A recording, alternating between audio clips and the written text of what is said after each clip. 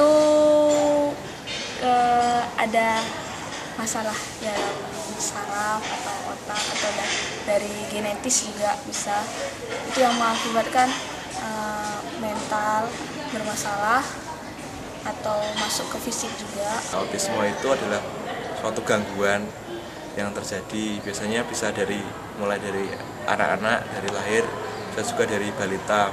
Autisme itu orang-orang yang berkebutuhan khusus, jadi dia tuh sibuk sama dunianya dia sendiri. Autisme itu semacam gangguan bawaan, arti ya mungkin waktu lahir itu sudah ada macam bibit itu yang bisa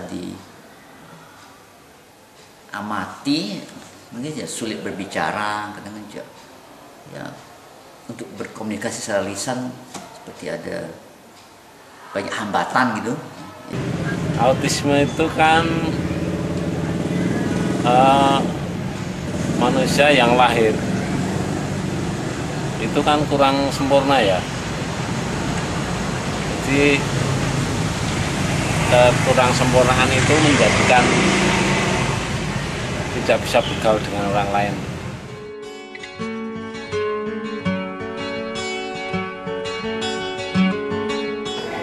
Kalau kita mulai dari definisi atau pengertian dari autism, itu autism adalah satu gangguan yang terutama ditandai oleh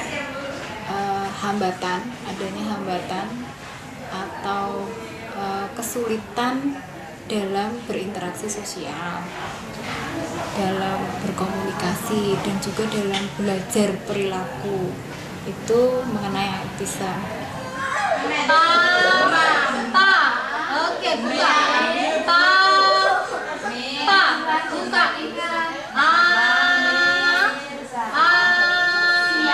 Oke, tos dulu.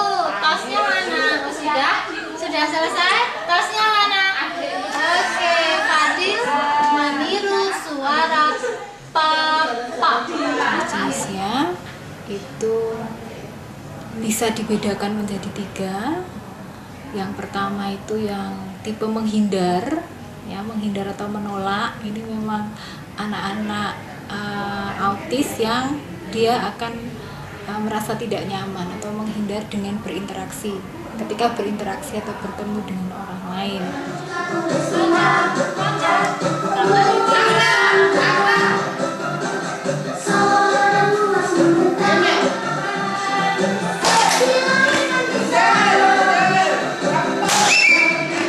Kemudian ada tipe pasif.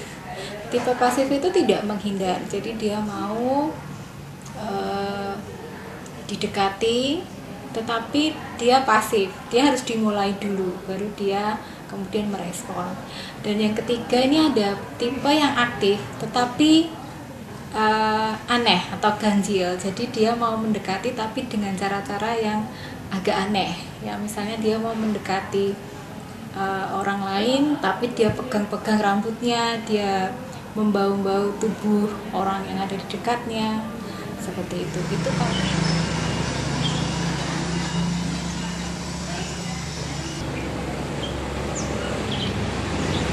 anak autis yang banyak yang ada saat ini ya, itu memang kebanyakan itu memang anak asik dengan dunianya sendiri, dan dia selalu mengacu kepada satu hobi atau mungkin benda, mungkin rutinitas, itu hanya satu. Kalau nanti misalnya itu diubah, anak akan marah.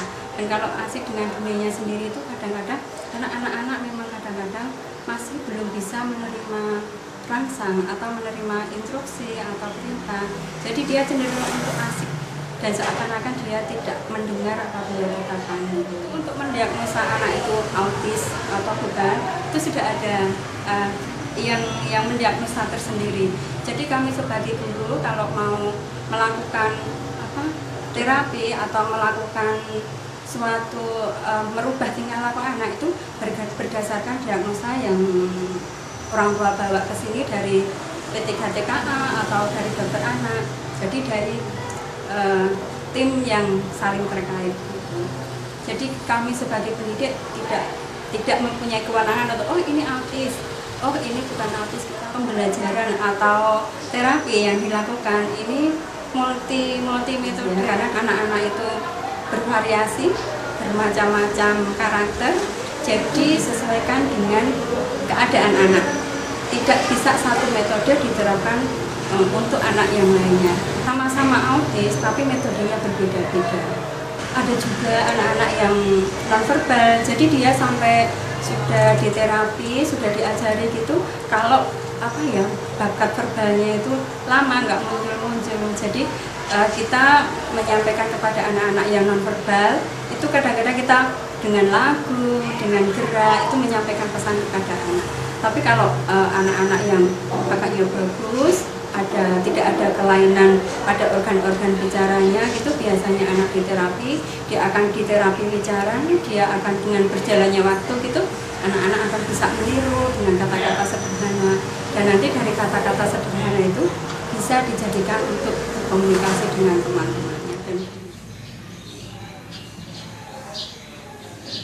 Sejak anak itu dideteksi autis, itu seyogianya orang tua itu cepat-cepat memberikan terapi kepada anaknya. Jadi semakin dini anak ditangani itu semakin besar kemungkinan anak berkembang dan semakin besar kita meminimalisirkan gejala autis yang ada pada anak. Penanganannya itu kan menyeluruh. Ada terapi yang kita gunakan itu terapi perilakunya, kemudian terapi pendidikannya. Awalnya itu terapi perilakunya dulu, baru kemudian ke pendidikan. Tapi itu dalam satu kesatuan yang tidak bisa dipisahkan.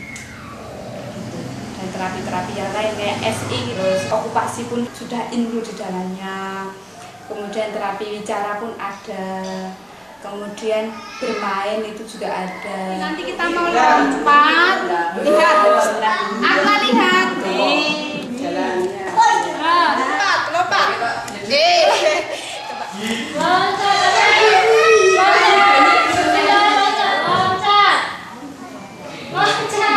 Loncat kuning. Pintar. Kaki hijau. Loncat. Ya jangan gitu. Ya lagi lihat biru. Loncat.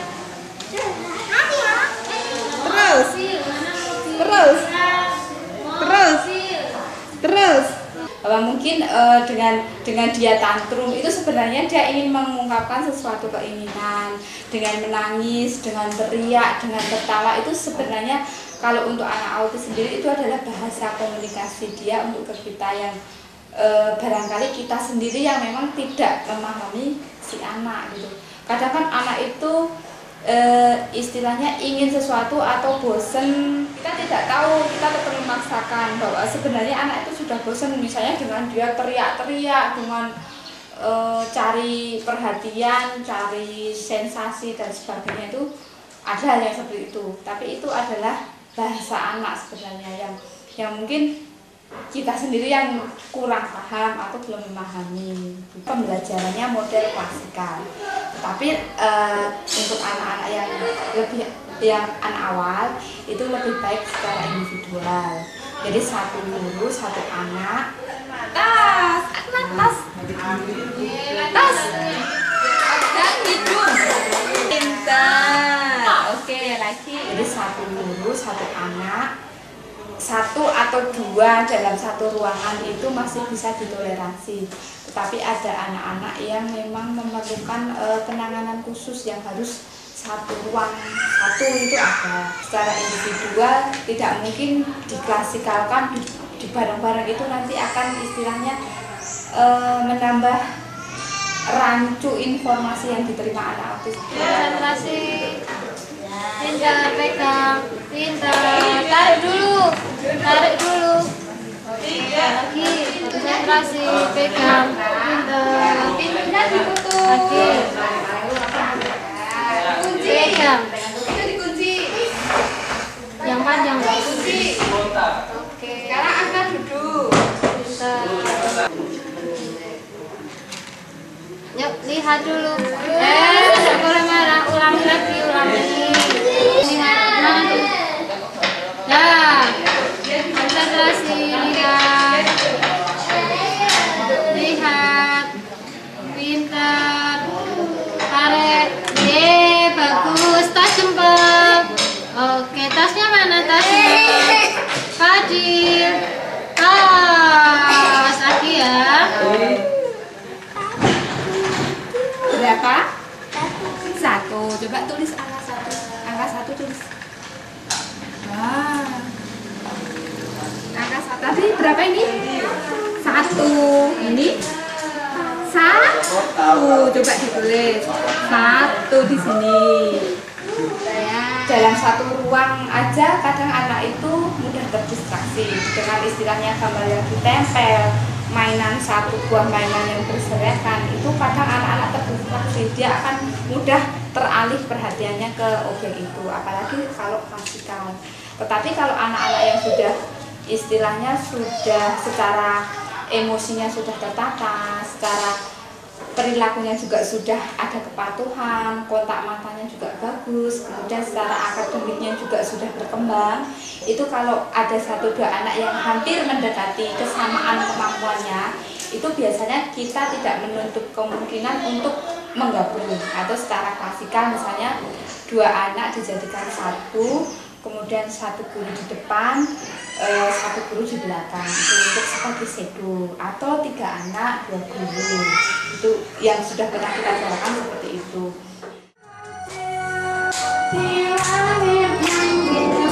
Dibuka jangan ini, dibuka.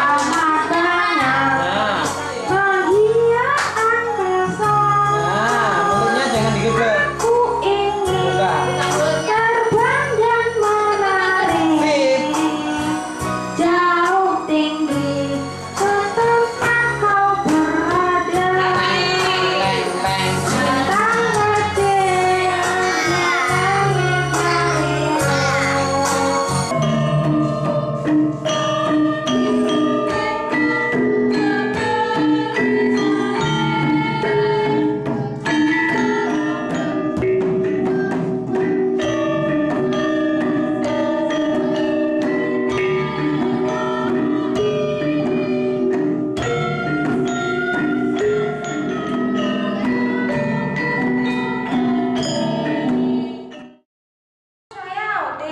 Tapi itu tidak menjadi masalah bagi saya.